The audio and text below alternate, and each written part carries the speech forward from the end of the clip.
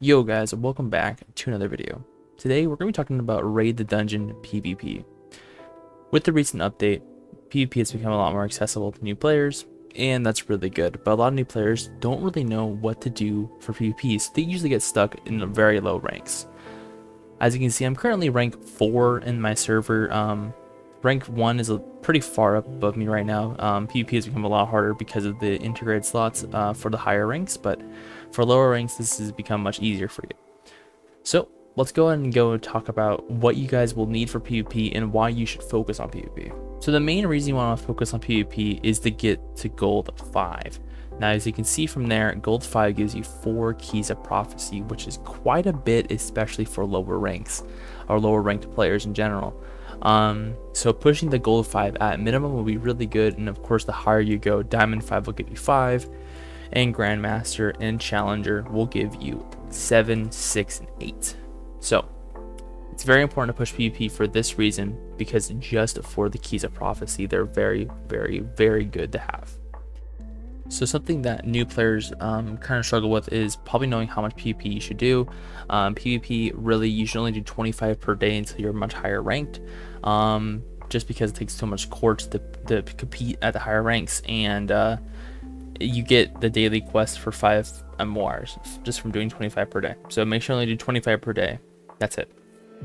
As per usual with these videos, I will be providing a new player build. Now ignore the gem levels and everything here, and the levels for the slot, of course, but this is what you're going to need for a new player. So the most important thing you need in this build by far is the Undying Sigurd.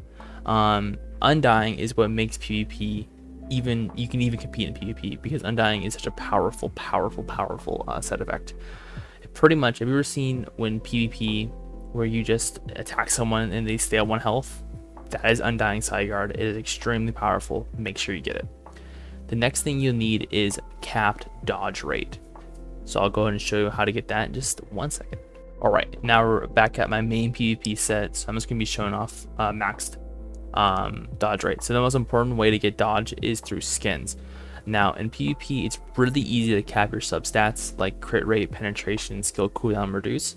So you can actually dedicate a lot of your skins, if not all your skins, to dodge rate.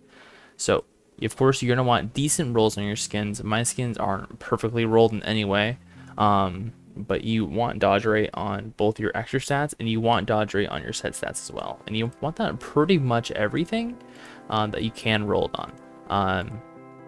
Except for, I think you can roll dodge rate on everything but the chest plate. So you're going to want that. And so you want dodge rate on your main set stat, but everything else you want dodge rate. And then I have crit rate on this because I don't have a dodge rate wings. Alright, so now that I showed you how to get dodge rate, you can also get dodge rate through your sword. So that's really important to roll for, because again, capping your substats is pretty easy because there's no debuffs. So again, of course, you want to do the regular stuff. You want to reroll penetration on your rings. You want to reroll crit rate and skill cooldown reduce on your helmet. You want to do all that kind of good stuff. So of course you want to keep consistent with that. Last thing I want to mention before we move on to the last thing you need for to compete at the lower ranks, you will of course need your +2 set, mainly from Power of God.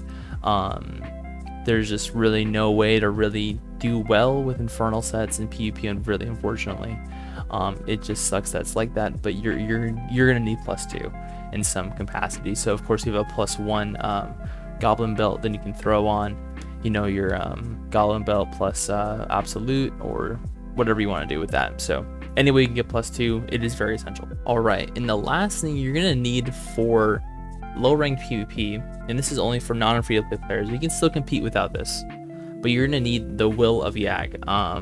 It's just very important to have. It gives you another life, pretty much. It stacks with Undying Sigurd, and yeah, so getting the Will of Yag extract is just really important. But if you're free to play, then of course you're gonna want your gold, you want your gold 10 increase, or you're gonna want crit rate. So either one of those.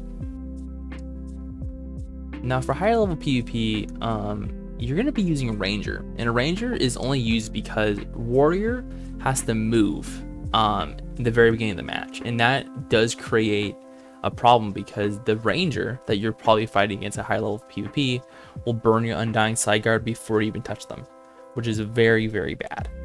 So With that being said, we're going to be using Ranger. The problem is you won't be getting Undying Sideguard from your sword anymore. You do have to get it from somewhere else. So we use a Behemoth or a Gag, a Shard of Winter, or a Goblin Belt, or even the new Void Seasonal Ring. And that will go ahead and give you Undying Sideguard, which is, you can see right here. So we do use Undying Sideguard on a ring, and that is very important to keep. If you're switching Ranger, make sure you do have a Behemoth's Eye with Undying Sideguard. Now, what are the other important set effects for high ranked PvP? Now, Demon Power, Death Sentence, Incarnation of Light, and Fire God's Blessing are all very important. I'm personally not using Demon Power because I feel like it's not necessary for where I'm at in my build, but I am using everything else. So Death Sentence I'm using on this, and Death Sentence pretty much kills your enemy quicker. So once they're below 15% health, it just drops them down to 1% health because of Undying Sideguard. Also, we use Incarnation of Light, which is the gem set. Now, of course, gem set is extraordinarily rare. So if you do not have gem set, then replace it with Freeze Belt and Burned Boots, or vice versa.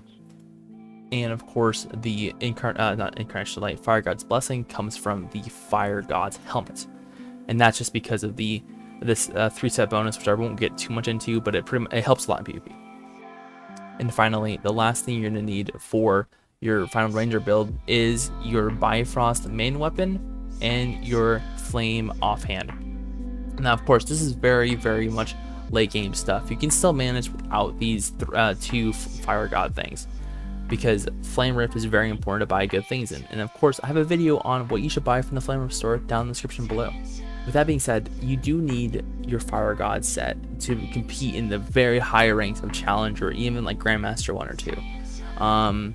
So if you really want to compete, you're going to need these things. There's no beating around the bush for that. The last thing you're going to need to know for high ranked PvP is that it will take sometimes tens of thousands of quartz, sometimes even 100,000 to compete at the highest ranks of PvP, to get number 1, number 2, number 3, number 4, and those like top 5 ranks. This is just because it's very competitive now because of the Keys of Prophecy. You get an avatar for being number 1, and you also get 8 Keys of Prophecy. You'll get that from any rank in Challenger, but still it's very important for some players to get ranked number 1. So if you are kind of newer to the late game, I wouldn't recommend using a lot of your quartz in this. It just takes too much quartz. It's a huge quartz step. And of course, it depends on the server. US2, which is the server I play on, is extremely competitive for PvP. The PvP ranks, usually the top 5, are like 1,000, 2,000 score above everyone else. So with that being said, even with everything that I mentioned, you will still sometimes lose. At the end of the day, PvP is RNG based, and that's just because of dodge rate. It's how it works. You will win the majority of your matches when you have the full set done, but sometimes the opponent will just dodge your attacks 10 times in a row, and you'll lose to someone that you shouldn't have lost to. It's just how PvP works in this game. It's very unfortunate, but that's the world we live in. So I hope you guys enjoyed the video. If you did, go ahead and leave a like, and I'll see you guys next video. Peace.